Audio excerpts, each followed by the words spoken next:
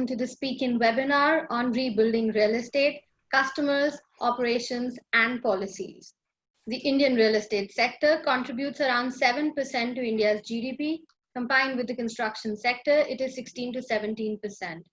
Not only are these one of the largest employment generators in the country, but also impact over 250 ancillary industries.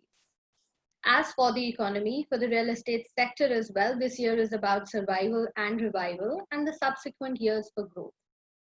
So let us hear some solutions for the current challenges of the sector from the experts in this industry. Before we move ahead, I would like to introduce our panel, starting with Dr. Anoop Mittal. He is the former chairman and managing director of the National Building Construction Corporation Limited and has over 4 decades of rich industry experience. He's a civil engineer and was conferred upon the title of Doctor of Philosophy by University of Rajasthan. He has been president of Indian Building Congress, BRICS Chamber of Commerce and Industry, and IIT, and a board member of many companies. Dr. Mahmoud AlBurai is the senior advisor to the Dubai government and RERA Dubai. He is also the chairman of the PropTech community of UAE. He's also a board member for FIA-BCI, the International Real Estate Federation, and strategic advisor to private investment firms. He's an engineer and holds multiple degrees including MBA, MSc, and doctorate from prestigious universities like Oxford, London School of Economics, and NUS Singapore. Mr. Jaideep Gandhi is the honorary secretary for the Advertising Association of India and chairman for their knowledge seminars. He is also an honorary advisor and jury member of Reality Plus magazine. He is the founder of Another Idea and has over 3 decades of rich experience in advertising and media and has partnered with many leading real estate developers. Uddhav Poddar is the managing director and group CEO for the Bhumika Group, which is developing one of the largest mixed-use developments in Udaipur and also runs a large logistics business. He is also the national co-chairman for the National Council of Ease of Doing Business in ASSOCHAM. He is the area director, South Asia for Entrepreneurs Organization and founder member for the Shopping Center Association of India. Welcome, everyone. Great. Now let us start by discussing the biggest problem of the industry. There is an inventory overhang of 4.5 lakh units across the top 7 cities, which is anywhere between 2 to 4 years of sales depending on the location. So Dr. Mittal, what do you think is the solution to this problem? Is price correction the way? No, I don't think price correction is the only solution. This problem is going on since not 2 years, if I'm not wrong, more than 5 years. Price correction is one solution.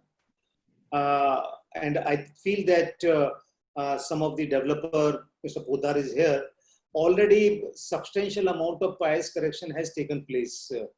And whatever price correction you talk, and a lot of people are talking on TV and a lot of, veteran bankers are talking, I don't think it will give a final or full solution to that.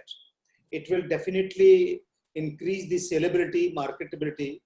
But you see, for this, I think government has to come out to help the developers, not by reducing the interest rate, but some of the scheme government should launch. Today only cabinet has approved that government will rent out or take about 60,000 rural housing for migrant laborers. So similarly, government should think some innovative ideas. For example, when I was chairman of NBCC, I suggested government that every year government is spending a lot of budget on purchasing land and constructing housing for their employees, their police personnel, their army personals for official use, not private use. And that budget is in 10,000, 20,000 crore rupees every year. So instead of, going into that route, for some time, government should think that they should buy these inventories from the buyer, developers in different cities, because this problem is not located in NCR only, Delhi, Bombay or Calcutta. It's everywhere. Maybe Udaipur also, in Aligarh also, in Kota also, in Coimbatore also. So everywhere government needs housing stock for their income tax employees, for their sales tax employees, GST employees. Every day they open new, departments. So if they come up with this kind of idea, so some of the inventory they can sell it to these people. That is solution number, suggestion, second suggestion. And third is the developer should come out with some kind of scheme for co-living. A lot of institutes are, existing everywhere. Now there is no city where no engineering college or medical college or MBA college exists. So these boys and girls are living in a very small PG, paying guest accommodation, very shabby also. And everywhere the concept of co-living is there. So these are few things we together, developer and government and financial institute should give this solution. And I think by adopting this, a lot of problem will be solved. Right. Thank you, Dr. Mittal. Mr. Poddar, what according to you has been the pulse of the customer from both leasing and sales perspective during the COVID scenario, and how has it been evolving? So let me address the leasing part first, and then I'll come to the sales. So you see, first of all, I think everybody needs to understand and everybody should realize that this is not a permanent problem. This is a 9 or 12 or 15 month problem. And eventually everything will come back to normal. People will go shopping again. People will go to offices and life will be back to normal. So, so this is a short-term problem, and this problem is even with the retailers. When we talk to retailers, they are only talking about this short-term problem. During this period of 9 to 12 months, when there is a drop in traffic and there is some sort of loss of business, it can't be expected that the retailer takes that entire loss. So they're expecting the landlords to share that particular loss of that particular period, right? Only of this 9 to 12 month period. It cannot be that one person wins and the other person loses. It has to be both sides go hand in hand. So only for this 9 to 12 month period of the time things normalize, retailers are expecting landlords to partner with them in this loss. Subsequently, they are not asking for any kind of negotiation or rentals. Even when we talk to retailers, they are only asking for help for this 9 to 12 month period. Even for, and I would say retailers which are financially strong, which have strong balance sheets, are in fact using this period to sign up good properties at reasonable rates. They're locking in good properties. And for underdevelopment properties, they are not renegotiating any rentals. So I would say if you are dealing with a strong retailer which is financially strong, there is no challenge. It's only a 9-12 month problem which you need to override. This is what I would say as regards the leasing part. In terms of sales, I would say there is a huge inquiries. Like the number of inquiries is very, very large in the last 3-4 months, probably more than pre-COVID days. One of the reasons could be that people were free and they were responding to the outreach that various developers were doing. The number of inquiries are very high. Of course, conversions are low. Because there was a lockdown, it was not physically possible for people to come and visit the sites. And real estate being the kind of business that it is, customers want to have a look at the site.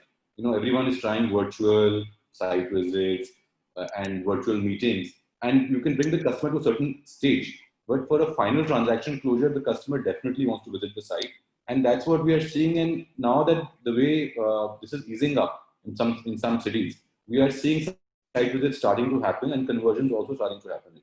So, but now this again depends upon city to city on how severe the crisis is. Cities like Bombay, Delhi, Chennai, or Ahmedabad, which have a severe COVID crisis, of course, people are the last thing on their mind is to buy a property or do a site visit. But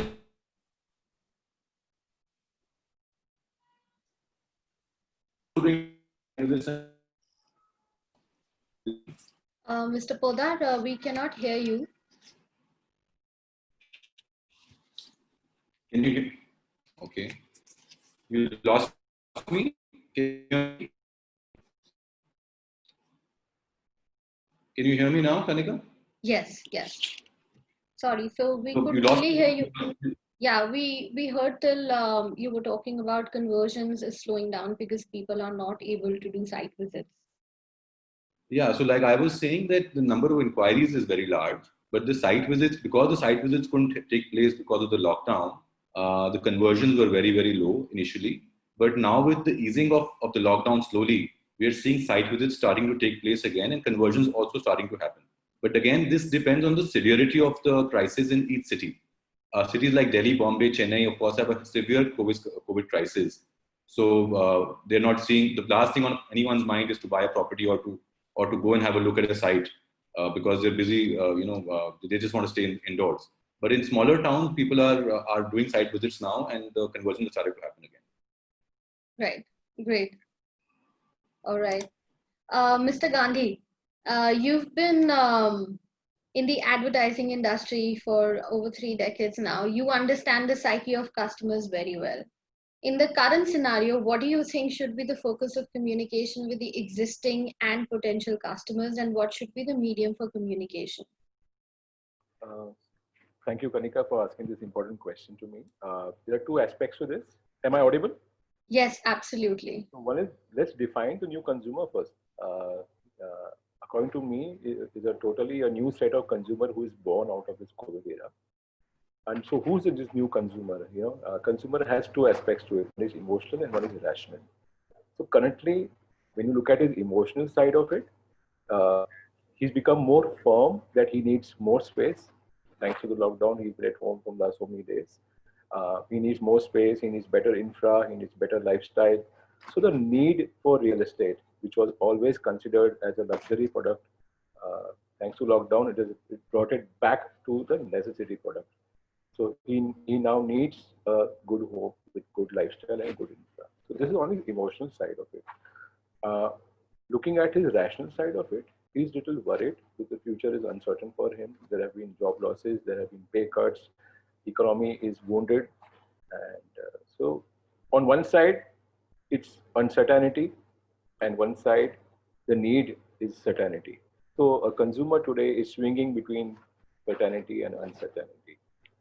The way he will see the real estate in coming times, he's not the same who came to our sites in February or during January. He'll see things from a new lens. We'll be asked certain questions which we were never asked before by him.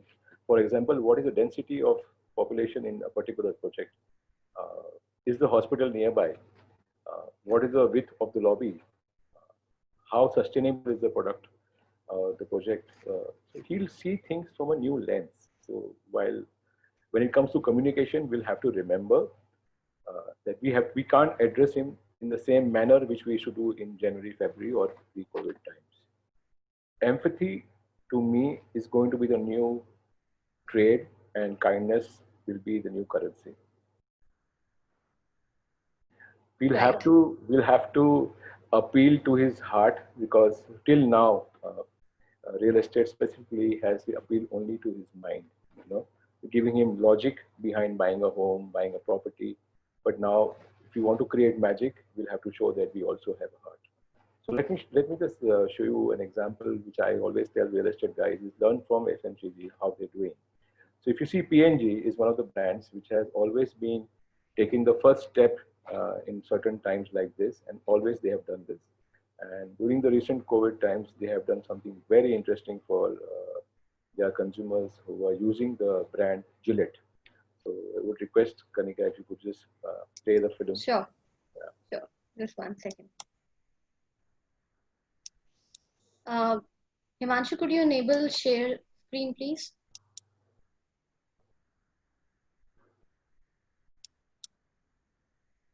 Great.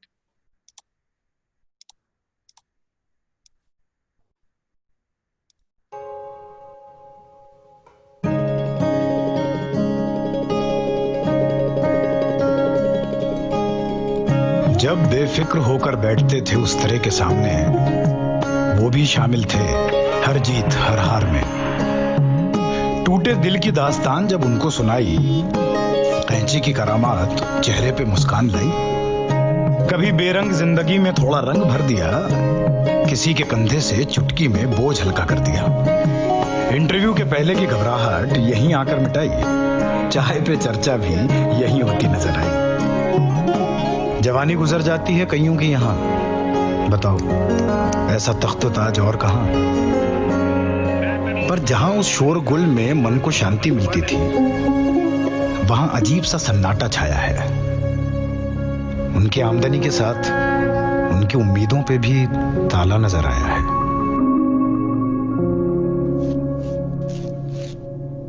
इस lockdown के बाद हमारी life पे जो shutter लगा है वो तो उठ जाएगा, मगर हमारे बार बार दोस्तों के आने वाले कल पे जो शटर लगा है उसे उठने में थोड़ा और टाइम लग जाएगा।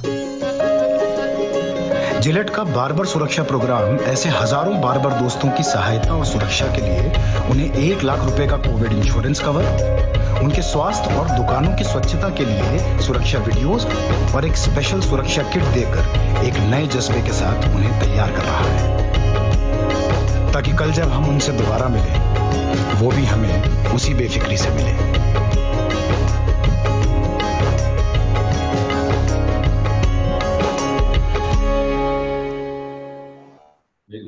Over to you, Mr. Gandhi. Could you speak up a little, please, Mr. Gandhi? Sure. So this is where I was coming from. Okay, the new consumer is going to look for acts and not just ads. They will expect brands to come up with taking up social causes and do something better than just building homes for them. So I've recently was on another webinar, and we heard that the consumers are asking that we know you do commerce, we know you earn money of doing selling products or creating products, but what else you do besides just doing a business? So now this is where the new consumer is looking at. So ads will get you leads, but acts like what Gillette did will give you brand respect. So this is the best time for real estate to look at the brand itself and not just the products. Yeah, but you keep doing, we keep doing commercial activities, say lockdown offers, everything 1090, 520.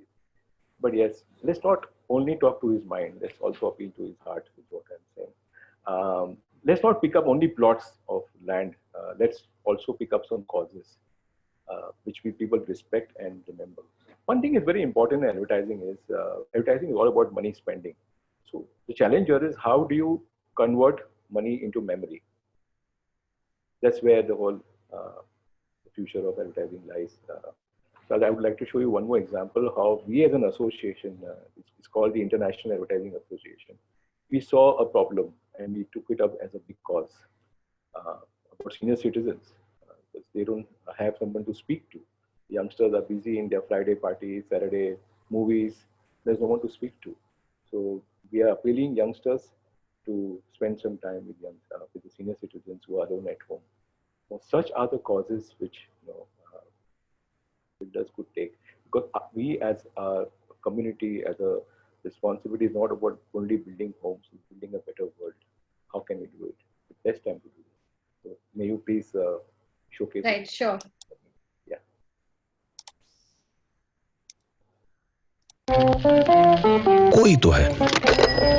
कोई तो है जिसकी आवाज सुनने से ही उसकी शाम आज भी खिल उठती है, जिसके इंतजार में आज भी वो रूखी सूखी आंखें नूरानी हो जाती हैं, जिससे मिलने की खुशी आज भी उस खड़ूस को बच्चा बना देती है।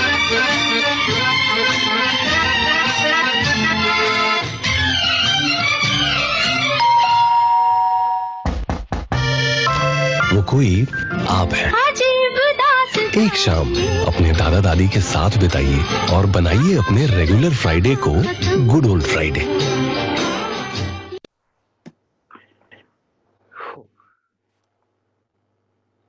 Great. Over to you, Mr. Gandhi. Yeah, so this is I showed you these two examples is to say that this is the best time to earn the heart share.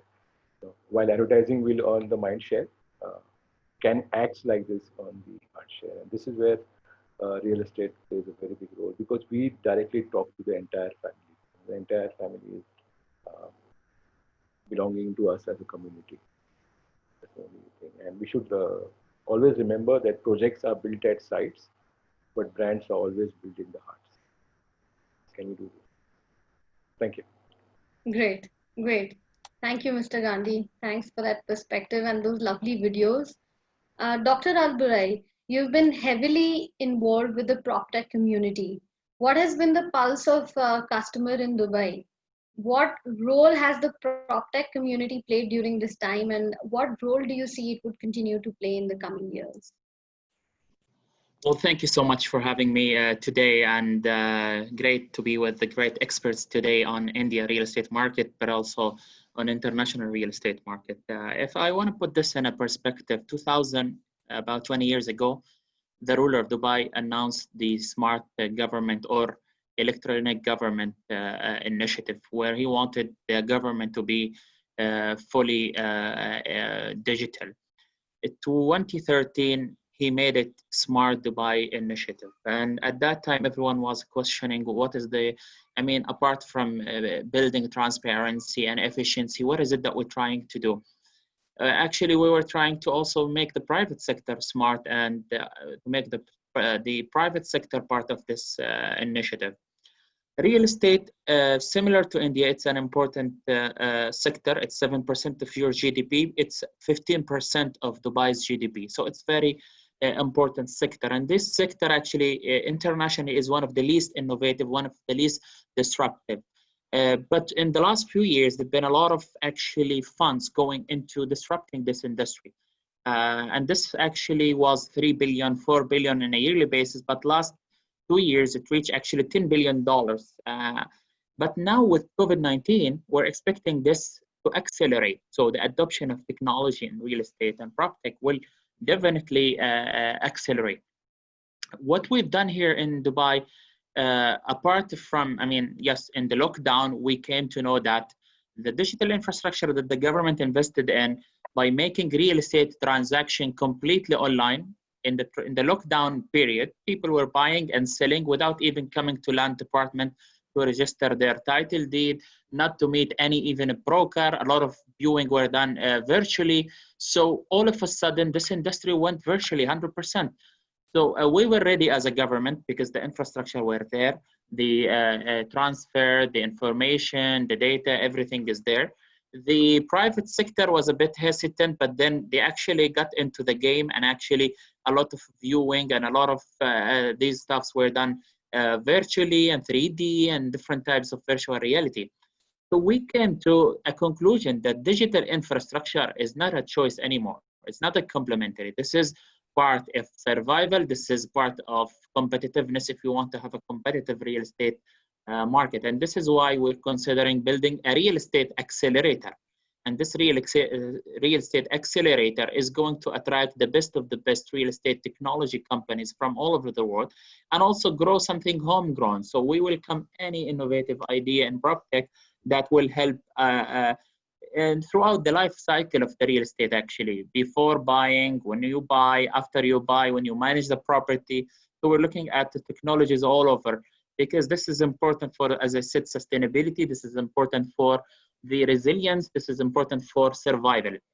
What we noticed, Kanika, is that before the crisis or before COVID-19, when we used to tell people, do you want a smart home? Do you want a smart city? Do you want a sustainable city? No one cared. Actually, very little people cared. At the end of the day, people care about how much is the return, how much is the money, what's the value.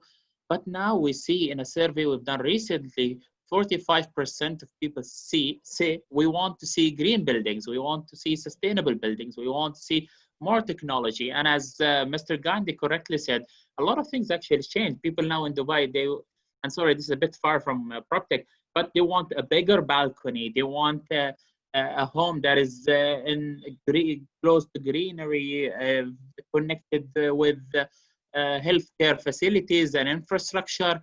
Actually, a lot of people said, we don't want the apartment anymore. We want to move to a villa and so on. So there are a lot of things will change. Which one of them will be sustainable? Which one will not be sustainable? This is a matter of time to know. But technology, people tried it and it's working actually. We had to use technology to order stuff. We use technology to buy a property nowadays. So hopefully this adoption of technology in real estate is driven by customer demands. And this is what we are expecting. So we will, Dubai will invest heavily in PropTech, and we believe that this is the future. We need our industry to adopt technology. If you are a developer, to adopt technology in building, to adopt technology in managing your customers and giving them one window. access to everything they need, full customer service. If you are a broker, and this is a question also on the brokerage side, there was an article in Dubai 3 months ago that can we say bye-bye to brokers? And maybe it's not bye-bye to brokers. Maybe still there is a role for brokers to play. But we, as real estate industry, we have to face the facts that one time or one day we may become irrelevant. We may become obsolete. So this is why investing in technology, digital infrastructure in private sector or government sector is something really important to have. Europe and the US has done a great job in terms of incubating PropTech communities. So in Europe itself, they almost have 3,000 PropTech companies in Europe, employing 700,000 people in these companies. US is well advanced in that, and we're in touch with the US and Europe. And actually, we have also some connections in India in terms of hosting companies from India. And I mean, the first thing comes to my mind is Oyo. This is a great thing that came from India. Yes, it's now being under so much pressure because of the issues of hospitality and the flying. But I think this is a concept, a unique concept, and would love to see more of these concepts coming from all over the world. Great. Thank you, Dr. AlBurai. Now coming to operations. In India, migrant workers have been going back to their native places, posing a challenge to the construction industry. So, Dr. AlBurai, what has been the trend in UAE? What has the government done to make the migrant workers stay put?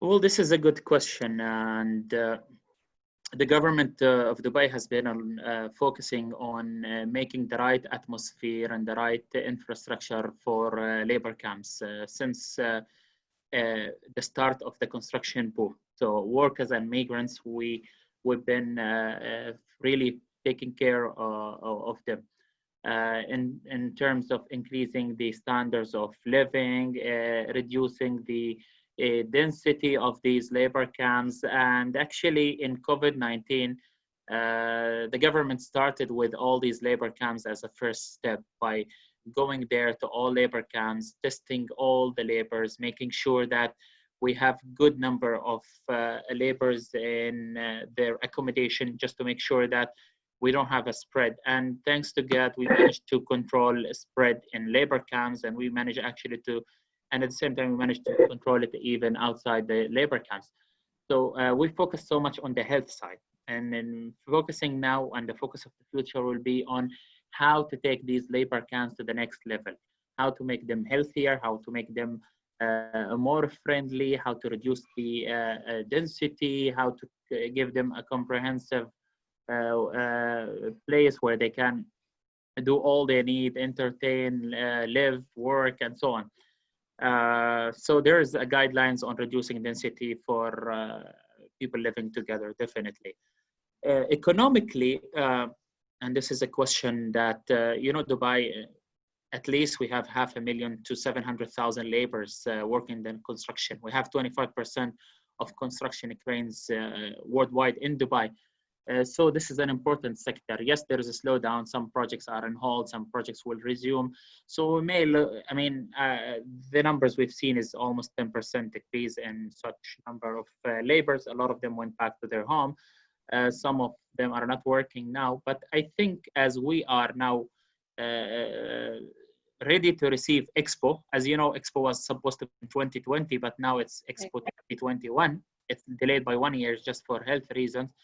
So we expect investment in infrastructure and real estate to come back, and we expect that we need to bring laborers back to Dubai. But at that time, we would have developed better labor camps with more focus on the health side and more focus on the density side. Right. Great. Thank you, Dr. AlBurai. With labor migrating back to villages and also possible requirements for reducing density of workers on site, how can we use improved technology solutions like drones or greater use of prefabricated materials and 3D printers? Dr. Mittal, what is your view on this, and how can we use all this technology to make up for the lost time and still deliver on time? It's a really pertinent question, not because of COVID and migrant labor issue, come up recently, but otherwise also, if you see, in India, still we are in brick and mortar construction era. Still we are using bricks, still we are using manual labor for everything, for making houses or buildings. We engage thousands of labor in comparison to Western countries or South Asian countries. We are, far behind them. But in last 4 or 5 years, the government has taken some initiative to mechanize construction. And for that, private builders, contractors, they should also come up, in front to adopt these technologies.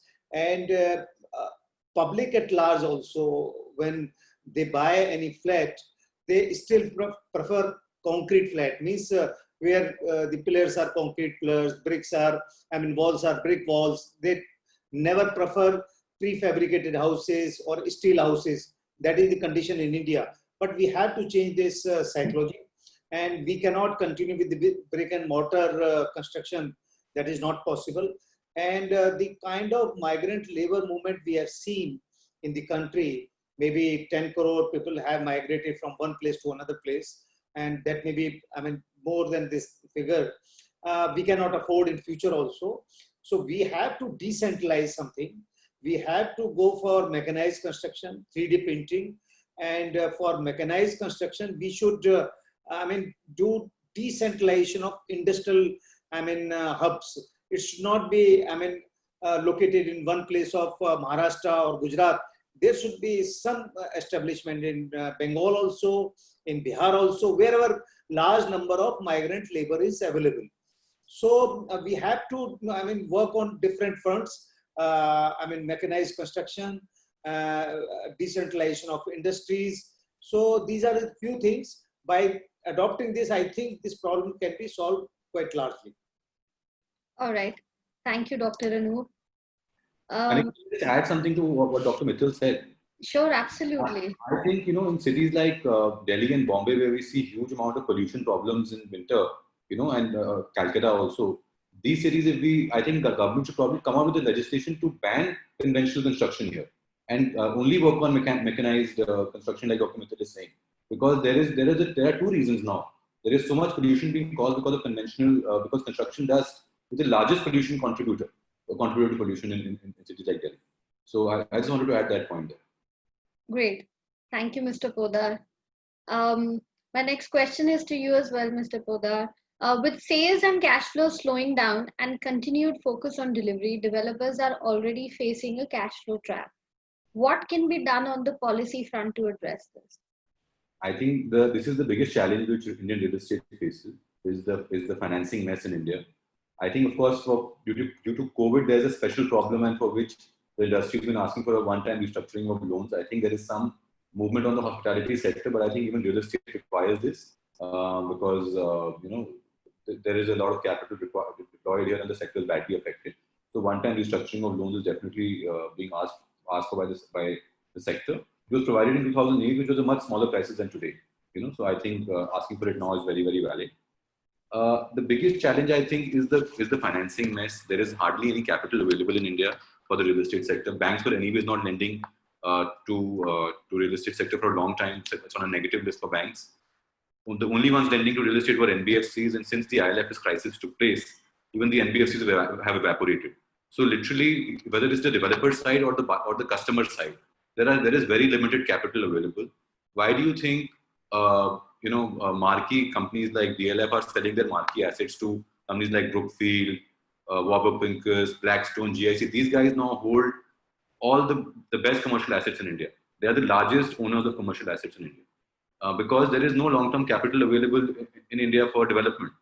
And even large companies like DLF are having to sell their marquee assets just to sustain cash flows, which I think is quite ridiculous if you ask me. So long-term capital at reasonable cost has to be made available to real estate. It cannot be looked at in a negative manner. It is one of the largest contributors to employment in India. and it should be looked at in a positive manner. So I think sorting out the financing mess is the biggest criteria, or I would say the importance that should be given to that particular problem. Right? Of course, apart from that, reduction in GST rates. I think GST rates for real estate are one of the highest, and of course, we can talk about a stamp duty reduction, especially for the next 6 to 12 months period, to give demand some sort of a push, and for the extension of CLSS in mid-segment housing that can be done. I also I was hearing Dr. Mittal earlier talking about rental, and I think UK government has a policy of income tax waivers for rental income. You know, if the Indian government can come up with something like that, where they promote buying properties for rental income, it will have two benefits. One, of course, it will help in selling properties. The other is government is trying to promote affordable rental housing. That can be pushed in if you promote investors to buy property and you give them rental relief in income tax. So that's something which I think can also be looked at. Great. Thank you so much. Again, Dr. AlBurai, you have very rich international experience in policy making. What in your mind can India do to increase FDI in this sector? Well, thank you. For my limited knowledge of Indian market, I mean, I visited India several times, and I'm very big fan of the developments and progress that has been there now with RERA being in place, with a Smart Cities initiative, with also Happy City initiative. I came and visited Amaravati in Andhra Pradesh a year ago. So I see great stories coming from India. But I think as any market, other markets, the most important thing is transparency, and build a greater transparency is important, especially for foreign investors. They want to know more about the market, the data, the information, the legal enforcement, their rights, and so on. So having maybe a single window of a clearance approvals for real estate developers, this is important to save time and save money for them. Increase digitalization of land. I mean, we've seen some success stories in some areas of India, but if this is comprehensive at the country level, this will enable investors and enable people to have peace of mind, and also to have more certainty and more transparency. Another thing that I've noticed also from all events, I mean, we are part of a lot of international organizations, and we travel and we go into expos. We don't see a presence for India, like an Indian pavilion or an Indian, let's say, a big area where, I mean, this comes, I think, Mr. Gandhi to advertising and marketing India internationally. I think the branding, I mean, one of the great success stories about Dubai is that we managed to create a brand, an international brand. We don't compare, of course, we're not comparable with small city to a mega continent like India, but I'm saying the focus on branding Dubai as a young city, as a city for ambition, as a city for entrepreneurs, as a city for attracting talents. This actually attracted a lot of like-minded people who wanted to come and try and build. So affordability is important. If you want to attract entrepreneurs, we want to invest in affordability, making the city affordable, not only affordable for them to live, and this is where affordable rental and co-living, but also affordable to open business, affordable to fail and fail again with little money to lose, and continue, you know, testing and piloting your ideas.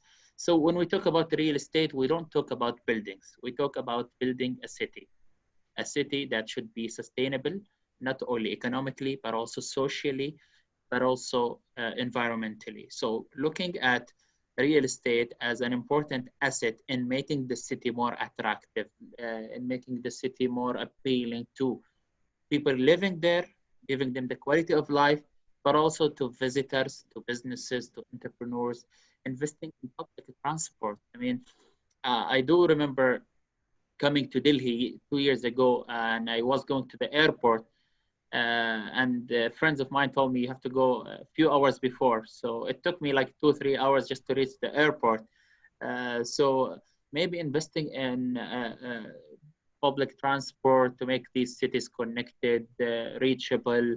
I think I don't want to give recommendation. I know that you've done a great job. But this is just from international experience, being in the UN and the World Bank and World Economic Forum. These are the pillars that we always look at when we want to build a transparent, sustainable, resilient real estate market. Right, great.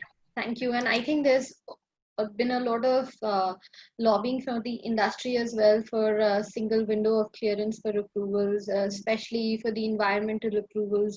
I think if this happens as well, the time lost from investing in land to be able to sell or operationalize projects would come down, and this will reduce the loss of IRR Actually, as well. One of the things, I mean, I'm not sure which, maybe Dr. Anoop is the one who's the on doing business, or who's on the committee of doing business? That's me. Mr. Poddar. Yeah. I mean, one of they're in doing business, World Bank, there is one on real estate and construction. So we in Dubai, we've been always in the top 10. This means it takes only 15 minutes actually for you to transfer a real estate. If you go have buyer and seller, 15 minutes, you have the title deed. We also have reduced the timing for developers to get approvals and start building. So this is why we are like resilient, faster to respond to market demand. So I think, yes, you're right. Making it easy for business in time and cost is important. Right, great. I'd love to connect with you separately and understand and maybe forward some of those recommendations to the government. Sure. Great. And Dr. AlBurai, we've also been increasing digitization of land records, title records in India. And developers are pressing also for GIS-based database of available land parcels. And in terms of digitization, while it's prevalent in some pockets of the country, I think it's going to become more widespread, and that would help the investors as well. Also, I think, Kanika, we can add one more point, which is dispute resolution. You know, a lot of investors have invested a lot of capital in India and burnt their fingers because whatever disputes they had with the Indian partners could not get resolved for years to come. So dispute resolution is something which the government should be looking at, and we as in ASSOCHAM have also recommended the government to look at arbitration as a mechanism which should be binding on both parties. So these are some of the factors. Of course, Dr. Mahmoud AlBurai has mentioned a lot of relevant points, but I just wanted to add one point. Great, thank you so much. I'll just now open a question to everyone, and starting with your opinion on this, Dr. Mittal.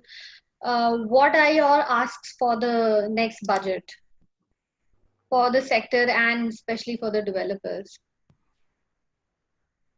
You're on mute. It's not related to budget, but definitely as reforms, what I am expecting from the government is they should strictly adhere the timeline for approval of plans and other things, from local bodies. That is one. Second is more robust and scientific method for dispute resolution between government, local body, and developer, maybe contractor, whosoever are stakeholder in the industry. That is two. And third is they should come up with the innovative ideas how to help out developers whenever they need funds. Though they have opened 25,000 crore rupees SBI fund, but hardly I have seen any developer who is happy with that. So they should look on all these things. And lastly, they have started RERA, but still I feel that RERA is not that effective. That is effective maybe on the point of view of the customer or a home buyer, but they are hardly having any feeling for the developers. So these are few things. Those are related to more reforms. I don't expect anything government can do in the budget for the developers, but reforms will definitely change the industry and their problems. Wait, Mr. Poddar? According to me, the one thing which the government needs to sort out is the financing issue and the financing mess. Capital needs to be made available to developers, long-term capital, and to home buyers. So if they can sort out financing, I think the sector to a great extent will manage itself. If the government can just provide capital and make banks healthy and NBFCs healthy again. So that's one thing which I would like to request and ask the government to focus on. Of course, I mentioned a couple of other things, which was reduction in GST rates, which I think is very, very high and needs to be reduced. And I spoke about the rental, if on income tax relief on rental property. If they can do that, that will be great. Yes, and perhaps some input tax credit as well. Yeah, of course. That would provide a breather as well. Dr. AlBurai, any thoughts that you may have? Well, we always say the people who are living in the place where is the question in are the best to answer, but it's always great to give incentives to end users making the real estate investment and buying home cheaper by providing financing, better products, different schemes like rent to own and all other schemes. But cutting cost is important for people, especially post COVID-19. A lot of people lost their jobs, and it's governments really, they need to support SME and they need to support people. So SME in terms of commercial space rent, in terms of supporting them to survive, people to find homes or to survive without being employed. I know a lot of people are in the informal employment sector or informal housing. These are sectors that need also special attention. Using the smart technology that Mr. Modi announced, 100 cities, smart city, we need to see this coming to fruition so people can see the opportunities and build maybe on this position. India has a great potential. I want to end up with this. A lot of companies, US companies and European countries, they want to have China +1, leaving to another Asian city. So I think India needs to provide incentives for these companies to come and locate in India and give them an incentives to create better jobs, but also create also more demand on the real estate. Great, thank you. Mr. Gandhi? Yeah, considering the new budget, I think I have the same answer, that government also should look at the budget from the same lens, like how I said, for consumers, it's about empathy and kindness. All right, great. Thank you so much. Thank you everyone for your thoughts. It was lovely to have you, and thank you for sharing your perspective on these challenges. Thank you. Thank you. Thank you. Thank you very much. Thank you so much. Thank you. It was a pleasure to meet everybody. Thank you so much. Thank you. Stay safe. Thank you.